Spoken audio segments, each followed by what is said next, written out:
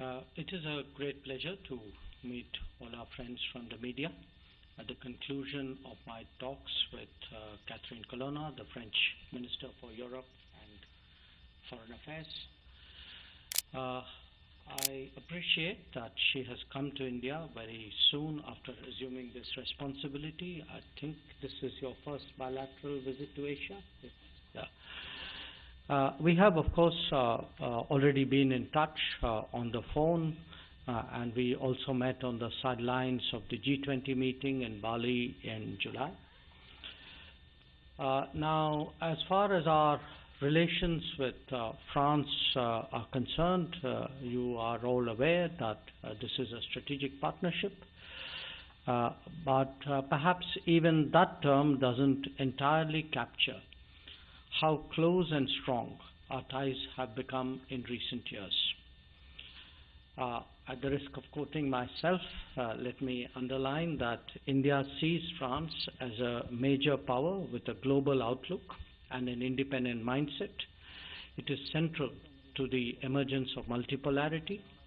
And most important, France has been extremely responsive to India's concerns and priorities.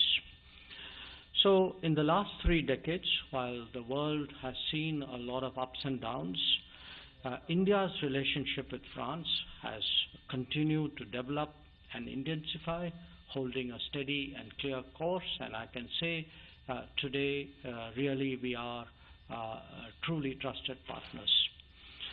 Now, this has been particularly so in the last decade. Prime Minister Modi and President Macron have set high ambitions for our ties and expect them to be realized expeditiously. It is natural when foreign ministers,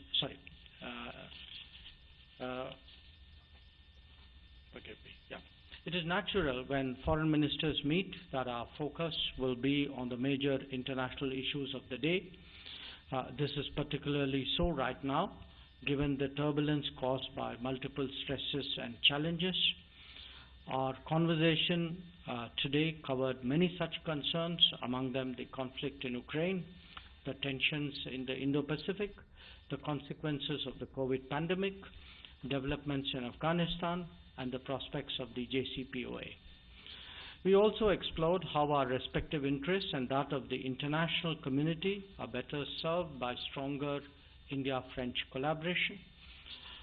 The French have a long-standing presence on either extremity of the Indo-Pacific.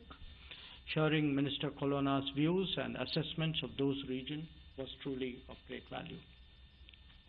We agreed to work towards the establishment of an Indo-Pacific trilateral development cooperation that would facilitate development projects, especially in the framework of the International Solar Alliance. I should also mention that the ISA now has firmed up projects in 3 countries, which shows really the impact that India and France make together in Bhutan, in Papua New Guinea, and in Senegal. The Indo-Pacific Trilateral would also provide a platform for Indian innovations and startups to demonstrate their relevance to the requirements of other societies. Our exchange on the perspectives on Africa was also very useful, given India's expanding footprint in that continent. France is a key member of the European Union, and we naturally discussed advancing India-EU negotiations on trade, investment, and geographical indicators. We welcome the commencement of the first round of negotiations in this regard. I thanked Minister Colonna for France's effort during its presidency of the EU Council to expedite these processes. On her part, she briefed me about various matters under discussion in the Union, including in the context of Ukraine. One reflection of the expanding comfort between India and France is the interest in creating trilateral formats with other partners. I had referred earlier to our cooperation on development issues in the Indo-Pacific. We also look forward to the meeting of the India-France-Australia trilateral in New York later in the month with our colleague, Minister Penny Wong. Another trilateral with the UAE would also be upgraded to the ministerial level, given the positive feedback we had from the official one. India and France have a long tradition, a strong tradition of working together in multilateral platforms and on global issues. Currently, we serve together in the UN Security Council, and our coordination there has been commendable. I would particularly appreciate the clear-cut position France has taken on the challenge of terrorism. I shared with Minister Colonna India's views and expectations of our forthcoming G20 presidency. Foreign ministers, of course, have the responsibility of integrating various streams of cooperation that they have bilaterally. In the case of India and France, this is truly a formidable task, given that we work with each other in so many domains. We did an overall review, and I think I can speak for my French counterpart in declaring that we are satisfied with the progress in a range of domains that we discussed, defense, nuclear, space, etc. But we expect to step up the tempo. A few specific issues in our discussions are worth mentioning today. One, we are launching a scheme for the exchange of young professionals in the 18 to 35 age group as a follow-up to a migration and mobility partnership. Two, we expect the Indo-French campus on health that will be taking shape to establish double-degree courses to facilitate exchanges and collaboration. Three, I welcomed France to the Raisina Forum for the Future of Diplomacy that will promote networking among young diplomats. Four, I thanked her for making India the country of honor in the CTEC Week in Brest that will bring together blue economy stakeholders. And five, we agreed to follow up on the successful VivaTech Summit 2022 in France, where India was the country of the year. We are particularly keen on the launch now of UPI and RuPay facilities. Overall, I think we had an exceptionally good and productive day. I thank Minister Colonna once again, and I would invite her to make her remarks. Cher Ministre Jaishankar, dear colleague, Mesdames et Messieurs, I'm happy and honored to be here today and tomorrow, but I'd rather switch to French, if I may. Je remercie mon collègue et ami le Dr Jaishankar pour d'abord les mots très aimables qu'il a eus à mon endroit et pour évoquer nos conversations qui ont été riches et amicales. Il en a rendu compte pour l'essentiel, donc je dirais simplement quelques mots pour compléter. Vous l'avez dit, chers collègues, il s'agit de ma première visite bilatérale en Asie. Donc cette visite en Inde est un choix de la part de la France, et un choix qui ne doit pas surprendre puisque nous avons voulu marquer de cette façon, mais il y en a tant d'autres, que nous avons un partenariat privilégié, que ce partenariat entre l'Inde et la France est un partenariat sans égal, unique, vraiment tout à fait exceptionnel à nos yeux. Et je veux rappeler à cet égard qu'en 75 ans de relations diplomatiques, puisque nous avons déjà 75 ans de relations, la France et l'Inde se sont toujours soutenues l'une l'autre, y compris dans les moments les plus durs. Je crois que nous ne nous sommes jamais fait défaut. Et j'ajoute que dans le monde d'aujourd'hui, qui est incertain, un tel niveau de confiance et de solidarité est rare et il est précieux, donc il est précieux à nos yeux, aux yeux de la France, sachez-le. Nous avons noué il y a 25 ans bientôt, c'était en janvier 1998, un partenariat stratégique exceptionnel, je le redis, qui est d'abord et avant tout un partenariat entre égaux et qui est fondé sur le même attachement de chacun de nos pays à son autonomie stratégique. Donc le docteur Jaishankar et moi-même, nous avons évoqué non seulement ce que nous avons pu faire ensemble depuis 25 ans, Inde et France, mais aussi la façon, dans les prochaines années, qu'ils connaissent encore des développements dans le potentiel qui est le sien et qui reste considérable, quoique la dynamique ces dernières années ait été remarquable, pour ne pas dire exceptionnelle. Je citerai quelques domaines d'action, le domaine de la défense et de la sécurité, bien sûr. Je crois qu'aucun autre pays n'est prêt à partager avec l'Inde autant et de façon aussi approfondie ces technologies de défense que la France, et nous sommes fiers, je le dis, d'être l'un de vos tout premiers partenaires de défense en matière industrielle, chacun le sait et chacun l'aura à l'esprit, mais aussi de façon opérationnelle. Et je voudrais rappeler que nous avons désormais des patrouilles conjointes, par exemple dans l'océan Indien, ce qui constitue une avancée majeure.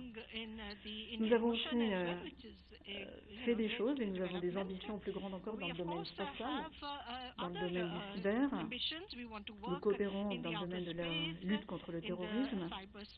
Et puis vous connaissez, et je veux le rappeler ici aussi bien sûr, notre intérêt pour le projet nucléaire civil Jaitapur, qui est un projet qui progresse et qui, s'il aboutissait, doterait l'Inde de la plus grande centrale nucléaire au monde et permettrait de développer son indépendance énergétique tout en contribuant à lutter contre le réchauffement climatique.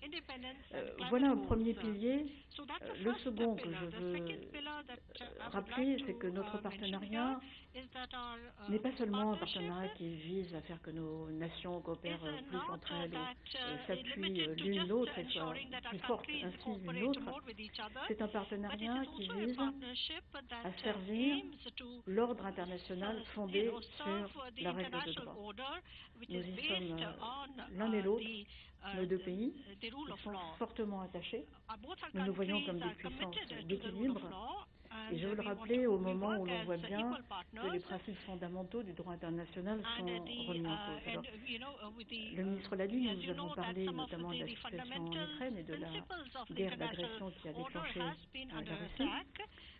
Et j'ai tenu à souligner, à rappeler que ceci concerne tous les États de la société internationale. Ça concerne évidemment au premier chef l'Ukraine et le peuple ukrainien.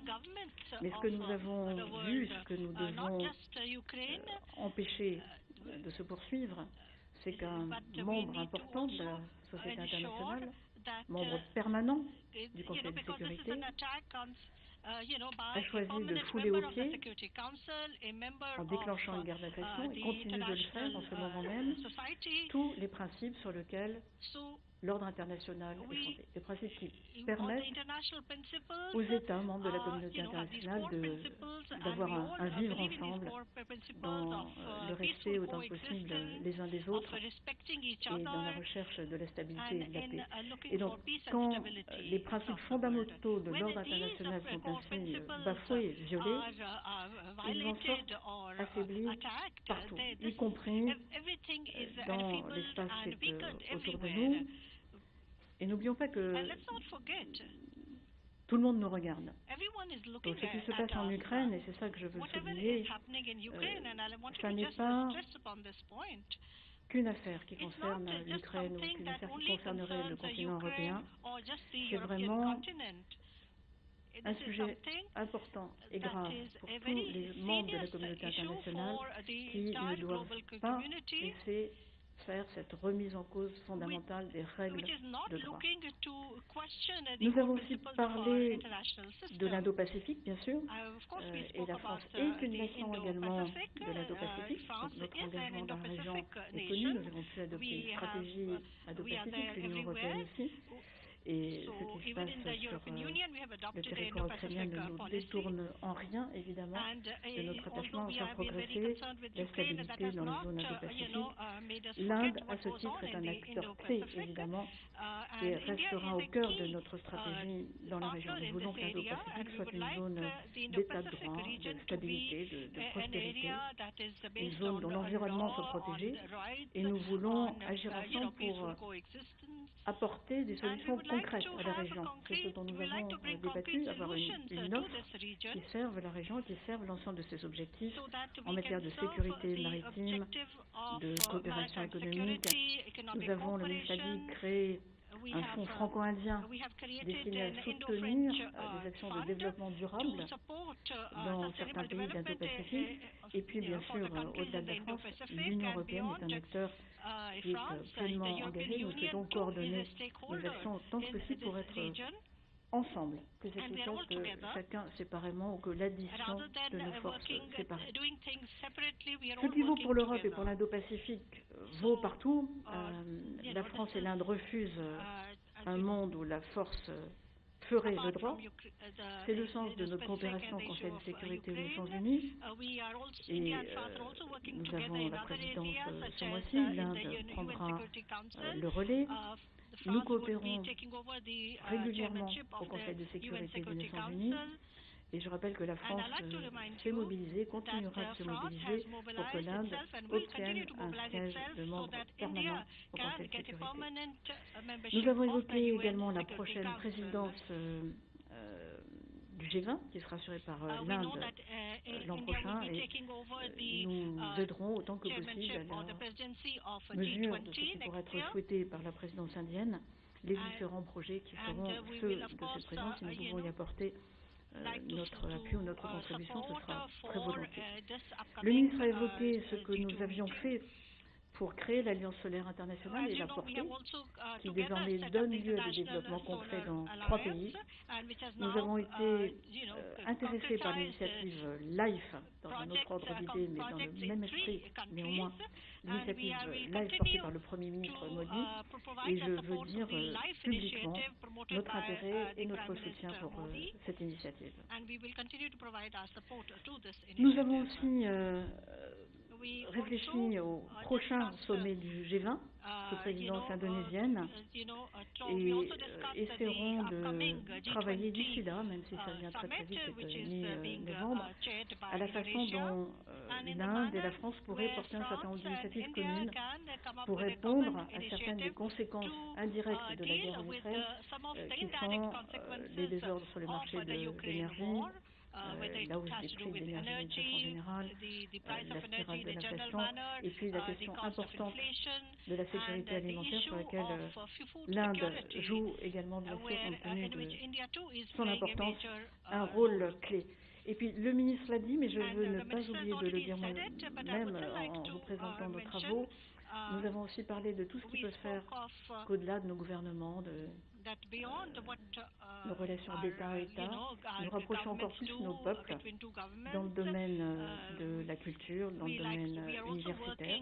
Notre objectif reste plus que jamais d'accueillir 20 000 étudiants indiens en France. La pandémie, bien sûr, a rendu plus difficile la marche vers cet objectif, mais nous espérons maintenant que nous sommes sans doute d'un meilleur côté de la gestion de cette pandémie, pouvoir garder cet objectif de 20 000 étudiants d'ici 2025, qui arrive très très vite. Et le ministre vous l'a dit, il y aura un nouveau campus franco-indien pour la santé, qui décernera des doubles diplômes dès l'année prochaine. Et puis, enfin, la France ouvrira un bureau de France prochainement à Hyderabad, en complément de ce que nous avons déjà, en complément de nos 4 consulats généraux en Inde, de nos 15 alliances françaises et tout ce que nous allons faire encore davantage pour renforcer nos relations. Donc je crois que nous avons eu des entretiens fructueux, extrêmement cordiaux grâce au ministre, et je veux le remercier devant vous. Je me réjouis de le retrouver bientôt à New York, je crois que c'est la semaine prochaine, d'ores et déjà, pour toutes les trilatérales dont il vous a parlé, et d'une façon générale de poursuivre ma concertation avec vous. Merci beaucoup. Thank you, Excellency. Now we will invite questions from the assembled media persons. Due to time constraint, we'll limit it to 2 questions from each side. May I begin with the Indian side? The first question to Mr. Manas from the Press Trust of India, please. This is a question to the French Foreign Minister. This is Manas from Press Trust of India, India's leading news agency. Ma'am, your visit to India has come at a time we have seen a great, geopolitical flux and turmoil. And we have seen actually renewed concerns from the democratic countries about the situation in the Indo-Pacific in the backdrop of especially China's aggressive behavior. And India is also concerned about Chinese activities along its border line of actual control. How do you see India's concerns about China's aggressive posturing along its border as well as its overall military muscle flexing in the Indo-Pacific? Thank you so much. Merci beaucoup. Je laisserai évidemment le docteur Jacques Shankar répondre sur la deuxième partie de votre question, monsieur. Il m'appartient pas de parler au nom de l'Inde, mais pour la première partie de votre question, nous avons évidemment, et peut-être que nous ne l'avons pas assez souligné dans nos propos liminaires, nous avons évidemment beaucoup parlé de la situation en général dans l'Indo-Pacifique et des défis nombreux qui représentent l'assertivité de la Chine. Je crois que nous partageons très largement la même analyse et même, je peux le dire, la même préoccupation que la puissance chinoise qui s'exerce à la hauteur du rôle et de la puissance de ce grand pays ne conduisent pas à des déséquilibres ni dans la région Indo-Pacifique ni d'ailleurs ailleurs. Nous avons parlé de cela aussi. Les meilleures réponses, semble-t-il, et je ne vais pas entrer dans tous les détails de ces questions complexes, sont d'y être présents à la hauteur de ce que nous sommes, des démocraties, des pays qui se voient comme des puissances d'équilibre, développant leur partenariat stratégique pour s'appuyer l'un l'autre, développer leur autonomie stratégique, développer leurs relations communes intra-France, mais aussi la développer au service de la stabilité et du progrès dans le monde. Et donc, dans la zone Indo-Pacifique, comme ailleurs, nous devons sans doute faire davantage avec l'Inde, avec d'autres partenaires, pour être plus présents. Nous le sommes géographiquement, nous le sommes militairement. La France est une nation du Pacifique et une nation de l'océan Indien. Plus présent économiquement également. Sur le plan de l'aide, sans doute le faut-il aussi, nous sommes convenus de regarder quels projets nous pourrions pousser ensemble au lieu de disperser nos forces. Bref, pour résumer les choses, que tous ensemble, nous ne laissions pas certains des pays de la zone dans un tête-à-tête exclusif avec notre partenaire chinois, mais que nous soyons présents et puissions représenter une offre alternative à leurs besoins, qu'il s'agisse des besoins de sécurité, de leurs besoins économiques, de leurs besoins culturels ou de tous ordres. Donc nous sommes présents d'ores et déjà, mais nous devons l'être davantage, ça ne fait aucun doute. Since the Minister passed on part of the question to me, even though you addressed it to her. Look, on the Indo-Pacific, let me just say that it's important for like-minded countries which have a similar view, who can work together to contribute to ensuring peace, stability, security, prosperity, progress there. And we consider France very much an Indo-Pacific player, and also a country which has a long-standing presence in the Indian Ocean. So that is also something that we specifically discussed.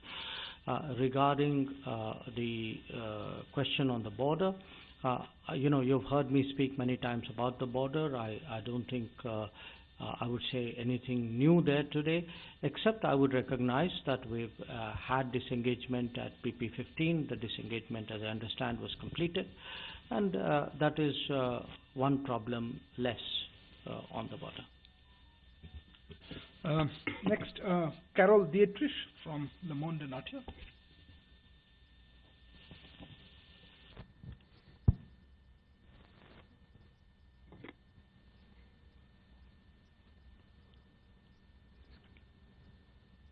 C'est une question qui s'adresse à Madame la Ministre.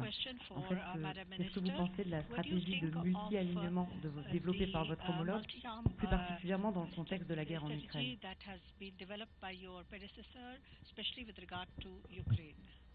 Là aussi, je crois, Madame, qu'une partie de la réponse devrait être donnée par mon homologue, s'il le souhaite, mais c'est lui qui jugera.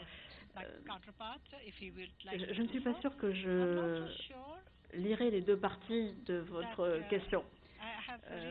nous vivons dans un monde multipolaire. Ce n'est pas tout à fait une nouveauté. Je ne vous ferai pas le long récit des théories dont la plupart sont fausses sur la bipolarité du monde, puis son unipolarité, son hyperpolarité, sa multipolarité. Et je crois pouvoir dire que chacune de nos nations, par l'histoire, par l'expérience, mais aussi par construction, compte tenu des valeurs auxquelles nous sommes attachés, conçoit son rapport au monde comme étant celui du rapport d'un pays, d'un groupe de pays, avec beaucoup d'autres ensembles. Donc qu'il y ait une pluralité d'alliances, une pluralité de partenariats, correspond tout simplement à la réalité du monde et à ce que nous voulons être dans ce monde, c'est-à-dire l'une des puissances d'équilibre, je le redis, non pas singulière, non pas isolée, mais en partenariat avec les autres. Je crois que c'est respecter la diversité du monde telle qu'elle est. Sur l'Ukraine, et ma réponse sera plus brève, nous avons non pas une différence d'analyse, je crois, sur les responsabilités de cette guerre. Il est manifeste qu'il y a un pays qui a été l'agresseur d'un pays qui a été l'agressé. C'est la Russie, je l'ai dit, qui a choisi une guerre d'agression en Ukraine. Nous en tirons quelques différences dans notre comportement. Et je veux dire, je connais, comme vous-même, l'histoire des relations de l'Inde avec la Russie, et même non seulement l'histoire, mais le présent.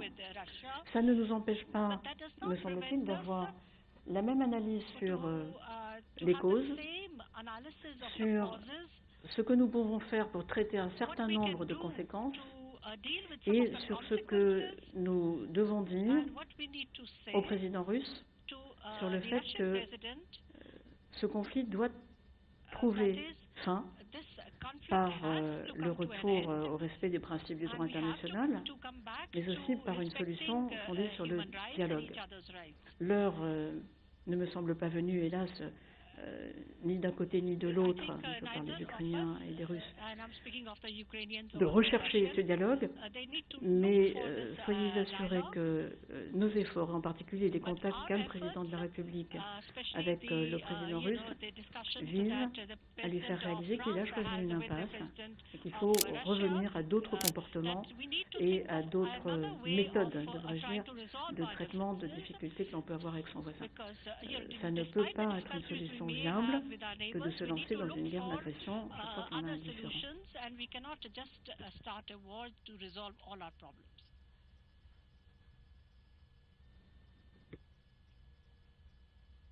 If I can just add, I think the world is multipolar. The world is becoming more multipolar. We think it's a good thing, and we believe that so does France. Regarding Ukraine, we discussed it in some detail today. I think what is important is that there should be a return to dialogue and diplomacy. And if you look at the world, among the major countries of the world, two leaders who have been regularly engaging both sides there to the conflict are Prime Minister Modi and President Macron.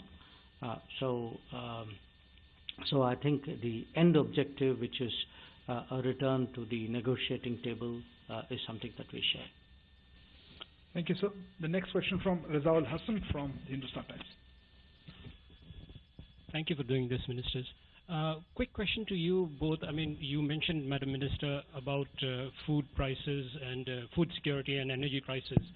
Are you coming out with any new ideas on how you're going to tackle the fallout of the Ukraine conflict? And if I may quickly ask you another thing, you also mentioned counterterrorism cooperation. France and India have worked very closely together on issues like designations. What do both the ministers think of such efforts being constantly stymied at the UNSC by one country?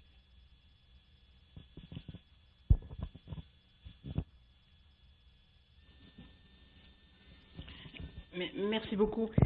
Sur les conséquences de la guerre, vous mentionnez l'insécurité alimentaire et les prix alimentaires. Je dois rappeler que nous ne sommes pas à l'origine du problème, pardon d'asséner des vérités premières. Rappeler également, s'il le fallait, que ce ne sont pas les sanctions qui créent les difficultés, ni sur l'alimentation, ni sur l'énergie, mais la guerre qui est menée par la Russie en Ukraine. Ce que nous pouvons faire pour aider à traiter une partie de ces conséquences négatives, c'est dans le domaine de la sécurité alimentaire poursuivre ce que nous avons fait, c'est-à-dire permettre l'exportation des biens alimentaires d'Ukraine qui sont nécessaires à nombre de pays dans le monde, en particulier des pays exposés et dépendants de ces exportations pour eux, de ces importations. Nous pouvons au niveau mondial poursuivre l'initiative dite FARM, lancée par la France, reprise par l'Union européenne, reprise par le G7, qui vise à améliorer notamment la transparence de l'exploitation dans les différents marchés mondiaux, par exemple la transparence sur l'état des stocks et viser à des mécanismes de coopération qui permettent les exportations à des prix raisonnables. Et puis, et je l'évoquais dans les grandes lignes, mais nous devons essayer de concrétiser nos réflexions de façon plus précise. Si nous le pouvons d'ici le G20, envisager si l'Inde et la France peuvent concevoir une initiative présentée au G20 qui aiderait les pays les plus vulnérables et les plus pauvres à ne pas se trouver trop exposés à la sécurité alimentaire. Donc voilà des choses concrètes que l'on peut faire et que l'on a décidé de faire le plus rapidement possible, si ce n'est au G20, dès que possible après, lors d'une visite peut-être du président de la République en Inde. If not at the G20, perhaps when the President of France will visit India. Very quickly on food security, India has always supported all international initiatives to improve food security, especially in the context of Ukraine, and we will continue to do so. Regarding the listing, where India and France have cooperated for many years, I think, look, the listing of terrorists is done because terrorists are a threat to the entire international community. So it is not something which countries necessarily do in pursuit of a narrow national agenda. And if somebody blocks listing, particularly in cases where the merits of going ahead are very apparent, I think they do so, frankly, at peril to their own interests and to their own reputation. Thank you, sir. I think we're running out of time. We had one more question, but I think honourable ministers have to leave for the briefing. Should we? One. Okay, so we'll keep it brief. We have Sébastien Farsis, please, quickly. And if you could keep it very brief. Oui, bonjour madame. Cette question pour vous. L'un des groupes les plus essentiels dans l'Indo-Pacifique est l'ASEAN. Est-ce que la France prévoit d'intégrer comme partenaire l'ASEAN justement dans l'Indo-Pacifique? Nous sommes observateurs, si je ne m'abuse, monsieur l'ambassadeur. Mr. Ambassador, if I'm not mistaken. La question était, on va avoir une meilleure réponse. Est-ce que la France prévoit d'intégrer l'ASEAN? Non, mais allez-y, sans phare. I'm sorry, I can't hear the response by the ambassador. There is no mic.